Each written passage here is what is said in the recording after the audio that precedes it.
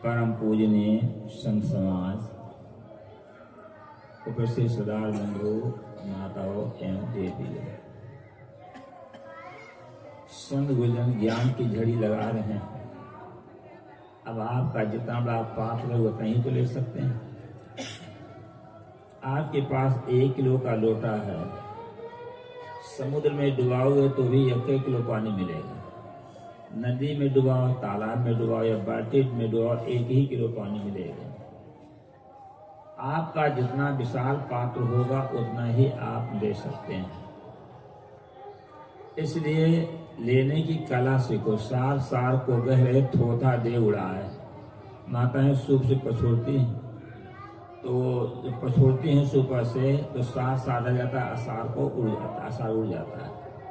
इसी प्रकार से आपके समझ में जो सार सार आए उसको लेना चाहिए।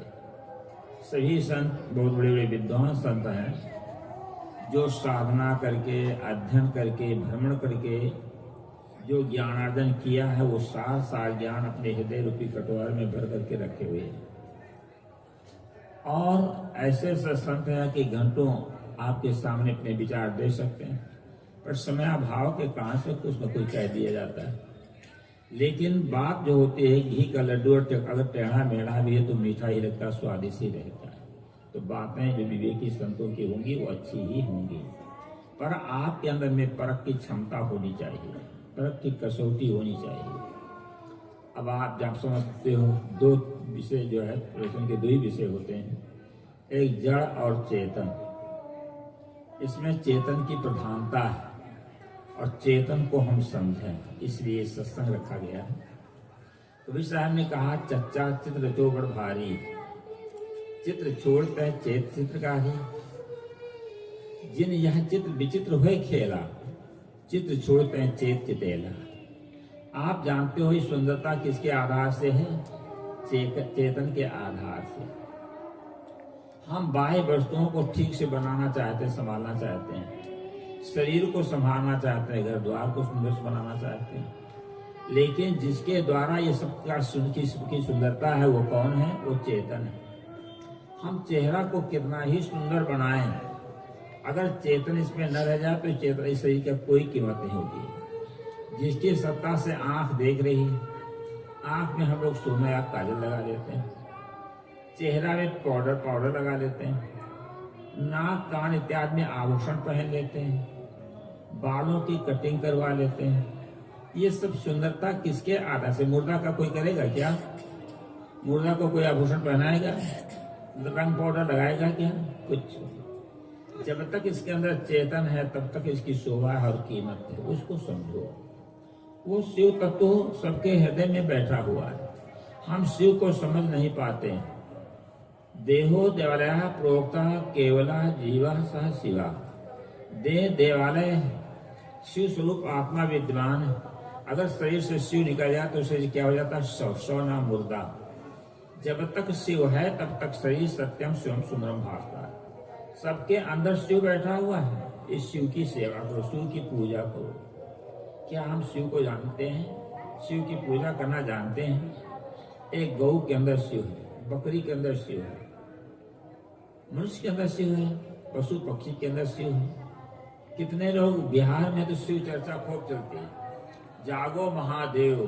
शायद महादेव जी भी सो रहे हैं जो जगाना चाहते हैं, लेकिन वास्तविक है कौन? सब देवों का देव कौन? महादेव कौन है? ये सबके अंदर वो आत्मा बैठा है, वही सब देवों का देव। इसी देव के आधार से सभी देवों का अस्तित्व है। इसी देव के कारण से मंदिर है, मस्जिद है, गिरजाघर है, या कोई कुछ भी हो तो उसका महत्व है। अगर ये चेतन न रह जाए तो मंदिर और मस्जिद में कोई जाकर जो है पूजा करने वाला, नमाज पढ़ने वाला, प्रार्थना करने वाला नहीं रहेगा। तो क्या इस शिव को समझा आपने? तो जागो महादेव बिहार में खूब चल रहा है, और जो प्रवक्ता लोग हैं उनसे कहा जाए भोजन में क्या होगा, तो बकरे का मांस अथवा मछली। अब भला बताओ, शिव जी यही सेवन करते थे क्या? आप लोग जानते होंगे शैव और वैष्णव में पहले बड़ा युद्ध होता था। शैव लोग 5 मकार का सेवन करते थे। कौन 5 मकार? मीन, मांस, मुद्रा, मैथुन और मदिरा। ये 5 मकारों का जो सेवन करते थे तो उनकी वृत्ति तो राक्षसी वृत्ति होगी ही, तो वो वैष्णव को तंग करते थे। तब जो है वैष्णव में एक नागा दत्तैया, आप देखे होंगे नागा लोगों का, तब वो जो है उनको मारना काटना शुरू किया, तो वो जो है तो ठंडे पड़े। लेकिन अभी भी बैद्यनाथ धाम में जाओगे तो बोल बम, बाम का अभ्रंश रूप क्या हो गया बम, बाम का जो बाम मार्गी होते थे उसका अभ्रंश रूप हुआ बम। अब बम बोल बम पानी लेकर चढ़ाने जाते हैं, डाक बम, बम पैसेंजर बम, एक्सप्रेस बम, ये बम लेकर के जाते हैं। जो डाक बम लेकर के जाते हैं कमर में 2 शीशियां बांधते हैं, 100 किलोमीटर सुल्तानगंज से और देवघर जाते हैं, दौड़ते हुए जाते हैं वहां जल चढ़ाने के लिए। एक बार वो चानन नदी बाढ़ आ गई, वर्षा काफी हो गई थी, बांध टूट गया था। वो चानन नदी में काफी पानी था, 20 डाक बम वाले कहीं जा रहे थे, उसमें गए जाने महादेव, कूद गए पानी में थके मांदे। 18 का तो पता ही नहीं चला कहाँ बह गए। 2 बजे थे शासन सौसा देने के लिए और सब वो डाक बम वाले बह करके चले गए। क्या शिव जी बचा पाए? क्या कहा जाए, बड़ा विचित्र है। लोगों ने अपनी सबकी बुद्धि को इतना भ्रष्ट कर दिया है कि कहने की तो बात नहीं है। माताएं जो बड़े बड़े घरों की नारियां होती हैं, कभी जूता चप्पल पहने बिना भोजन नहीं बनाए होगी, घर में भी जहाँ भोजन बनाते हैं वहाँ चप्पल जूता पहन करके रहते हैं। लेकिन जब बोल बम में जाते हैं तो वहाँ जूता चप्पल पहन करके नहीं जाते, पैर सूज जाता है। बोल बम पति की सेवा कम, बस यही से बम है। कितने बेटे लोग होते हैं बोल बम, माता पिता की सेवा कम। व्यापारी लोग क्या करते हैं बोल बम तौल कम। अब क्या तमाशा ये है? तो कम से कम पहले विचार करो शिव तत्व है क्या चीज। अगर किसी को धोखा देते हो तो शिव को धोखा देते हो। अगर मछली मांस अंडा खाते हो तो जानो शिव को मार करके उसको कवरगा बना देते पेड़ को। ये कभी नहीं होना चाहिए। आदमी कैसा है? आदमी बड़ा विचित्र है। एक बार मैं ट्रेन पर बैठा था, एक बकरी फल का छिलका या दाना चुप चुप के खा रही थी। मैं देख रहा था बकरी को, और वहीं अंडों का छिलका एक ठेले वाले ने फोड़ के लगा रखा था, ठेला उसी पास था। बकरी वहां तक दौड़ करके जाती है, ऊंचा ढेर था छिलकों का, उसको सूंघ करके चढ़ देता है। मैंने सोचा कि बकरी कोई स्कूल कॉलेज में पढ़ने के लिए नहीं गई है, ये समझती है अखाद्य पदार्थ। लेकिन पढ़ा लिखा आदमी क्या कहता है, संडे हो या मंडे रोज खाओ अंडे। मालूम पड़ता है सारा प्रोटीन मुर्गी के अंडे घुस बैठा है। तो पढ़ा लिखा आदमी अंडा फोड़ के खाता है, मछली मांस में कहता प्रोटीन है। कभी श्री अल्लाह साहब जी ने कहा है, घर में मुर्दा मरे जो कोई, तादिन अन्न न खाई, और बाहर से मुर्दा लाखों लाए कताको खाए पकाई देखो दुनिया की बोल। अब ये बताओ, एक मुर्दा आदमी के मर जाने पर घर अशुद्ध माना जाता है, मुर्दा के हो जाने घर अशुद्ध हो जाता है। और मछली में जीव, बकरा में जीव, मुर्गा में जीव, ये जीवों को कबूतर में भी जीव होता है, उसको मार करके और पेट में गाड़ लेते हैं तो बेसुध नहीं होती। कितनी बड़ी भूल है आदमी की। कहते एक बार एक अर्थी को 4 आदमी लेकर जा रहे थे, तो जो अर्थी उठाए हुए थे उस व्यक्ति से एक लड़का छू गया, छोटा सा बच्चा था। उसकी माँ ने क्या किया, उसको एक थप्पड़ लग मारा और जा करके स्नान कराया। वो लोग मांसाहारी थे, तो जब मांस लाए एक दिन पकाए, बेटा से कहते बेटा तुम भी खाओ।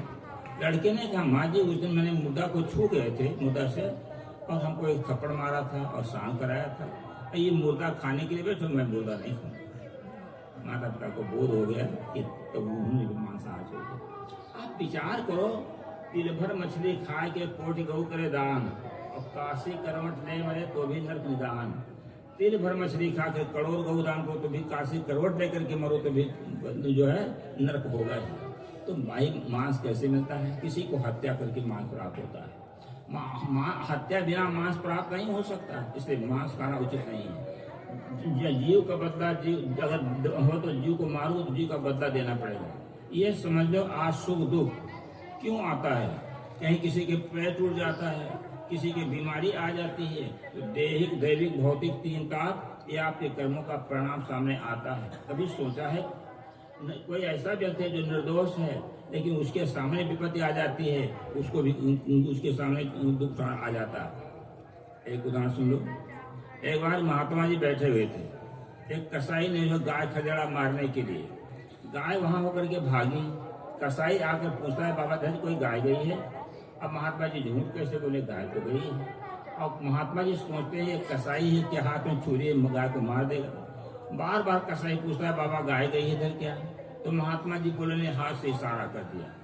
इशारे के अनुसार कसाई जाता है, गाय मिल गई, गाय को काट करके खाल में मांस भर करके लेकर चला, हड्डी फेंक दी। उस गाय की जो आत्मा थी दूसरे जन्म में लड़की होती, देखो कर्म पुनर्जन्म होता, कर्म फल भोग मिलता है, और गाय की जो आत्मा है लड़की होती है।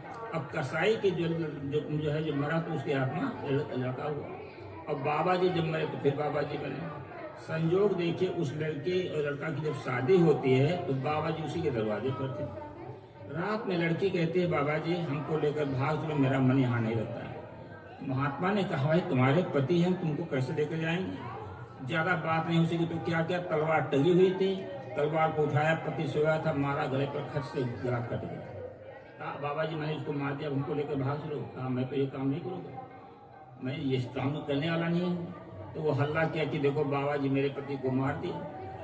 अब बाबा जी पकड़े गए, राजा के यहाँ ले जाएंगे तो बाबा का हाथ काट, कहे इसका दंड यही होना चाहिए, इसका हाथ काट दो। महात्मा जी ने कहा मैंने कोई गलती नहीं किया, लेकिन ये हमारा हाथ क्यों काटा गया? तो कर्म विपाक का विचार हुआ कि ये जो लड़की है पूर्व जन्म में गाय थी और ये कसाई, ये लड़का था, ये लड़का कसाई था, और ये महात्मा जी ने हाथ से इशारा किया था इसलिए इनका हाथ काटा गया। अब देखो महात्मा जी तो निर्दोष हैं, लेकिन क्यों ऐसा है? क्योंकि कर्म का फल उनके सामने आया। ऐसे बहुत सी घटनाएं घटित होती हैं।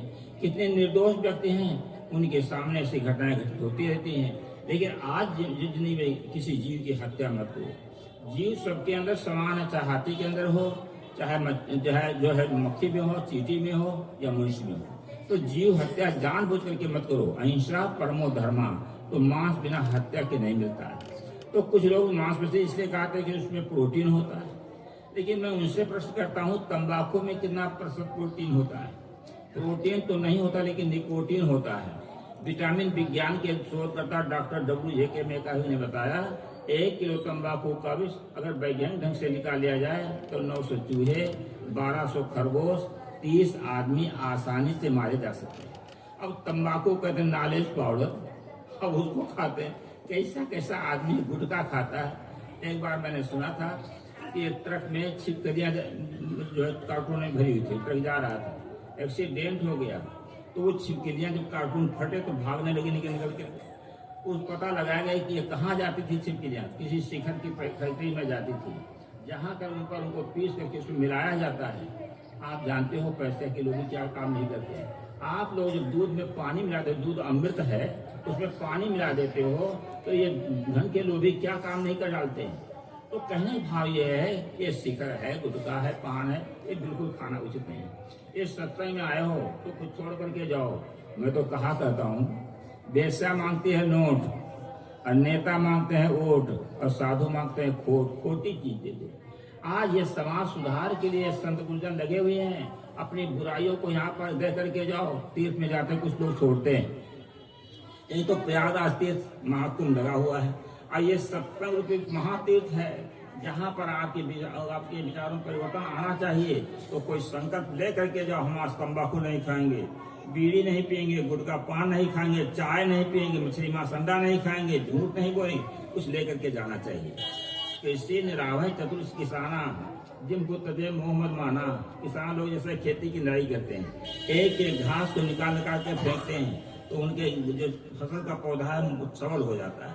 इसी प्रकार से अगर 200 लोगों को निकालते जाते हो तो आपके सद्गुण सफल होंगे, सबल हो जाएंगे और आपका जीवन सुखमय होगा। दुख का कारण क्या है? एक झोली में फूल भरे हैं, एक झोली में कांटे, कोई कारण होगा कि किसी झोली में फूल है और किसी झोली में कांटे हैं, कोई कारण है। आज सुख दुख जो आता है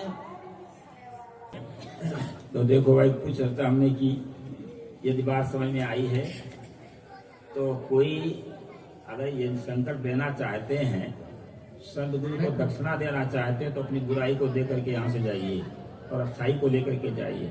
अगर कुछ असर हुआ है, कोई सूद भी आता है दान देने के लिए अपनी बुराई को, अगर दे दे तो मैं तो प्रसन्न होऊंगा। मैं जहाँ जहाँ जाता हूँ तो कितने लोगों से मांगता हूँ कि हमें ये दे दीजिए दक्षिणा, तो वे लोग छोड़ भी देते हैं और छोड़ देते हैं। उनका भी हाल लाभ होता है, हमारा लाभ नहीं होता है। मेरे वचनों का वो सदुपयोग करते हैं तो उनका फायदा होता है। हजारों की संख्या में लोगों ने मेरे पास संकल्प लिया है मछली, मांस, अंडा, बीड़ी, तम्बाकू, जर्दा पान छोड़ने के लिए। कितने साधु हैं जो माता पिता छोड़ कर साधु बन जाते हैं। सदगुरु श्री अवतार साहब जी, सदगुरु श्री राम साहब जी के आधार में सैकड़ों साधु हैं और ये समझ लो सब उसी ग्रुप के हैं।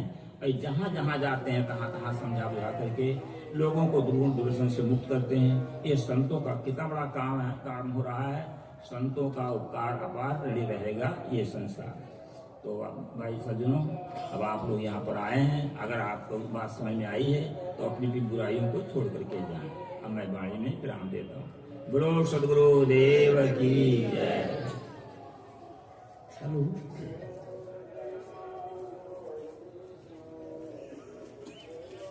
पूज्य श्री सजीवन साहब जी के विचार सुन रहे थे कि हम सब के जीवन में कुछ त्रुटियां होती हैं, गलतियां होती हैं, कुछ कमियां होती हैं और बड़ा स्थूल है व्यसन, गलत खान पान, और जो मांसाहार है वो तो गलत है।